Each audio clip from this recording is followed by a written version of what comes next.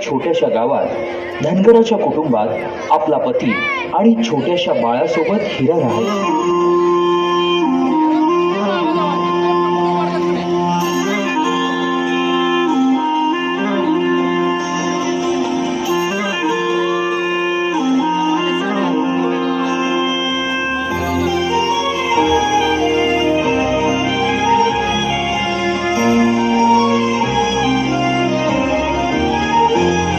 आभाळा संग मातीचं नांदन,